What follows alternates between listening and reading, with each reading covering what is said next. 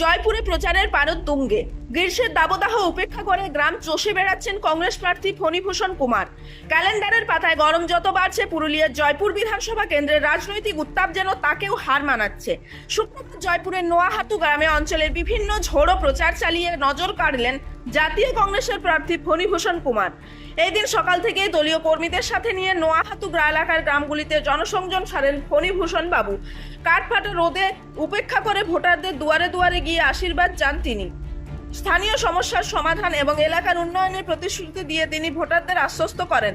কর্মীদের উচ্ছ্বাস এবং সাধারণ মানুষের ভিড় দেখে রাজনৈতিক মহলের ধারণা কংগ্রেস প্রার্থী লড়াইয়ের 1 ইঞ্চি জমিও ছাড়তেন নারাজ। এবারে জয়পুর বিধানসভা কেন্দ্রের দিকে নজর রয়েছে গোটা পুরুলিয়ার। মূলত একটি চতুর্মুখী লড়াইয়ের সাক্ষী হতে চলেছে এই আসন।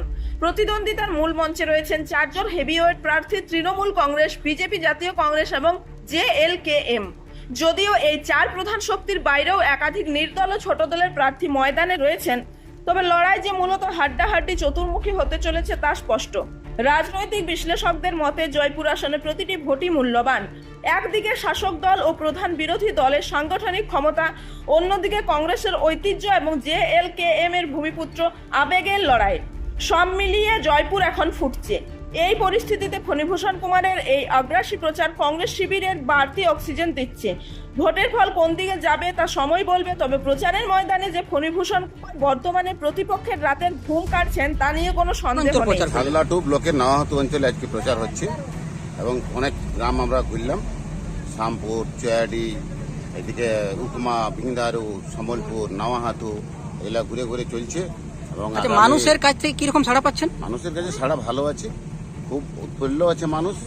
এখানে বাড়ি বাড়ি বেরাচ্ছে, ডোর টু ডোর আমরা প্রচারে সাজছি এবং তাদের সাথে তারা বলছে যে আগামী দিনে একমাত্র দল জাতীয় কংগ্রেসে এইখানে জয়ী হবে। আচ্ছা, কি কি বিষয় নিয়ে যাচ্ছেন আপনারা? এখানে শিক্ষা, স্বাস্থ্য, সেচ, এই যে বিষয়গুলো।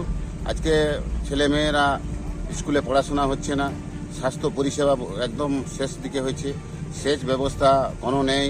এখানে রুখা সুখা ভুখা পুরুলিয়ায় জয়পুর তার মধ্যে অন্যতম হয়ে দাঁড়িয়েছে। এই দুই সরকার, দুই ফুলের তো একই মূল, সেটা হচ্ছে তৃণমূল আর বিজেপি। বিজেপির জন্যই তো তৃণমূলের তৈরি, আর তৃণমূলের জন্যই বিজেপি। আচ্ছা, এইখানে কাঁসাই নদীর উৎপত্তি এইখানে যদি জলাধার করা হয় তাহলে এইখানে চাষবাস খুবই উন্নত হবে। সে ব্যাপারে আপনার কোনো মতামত?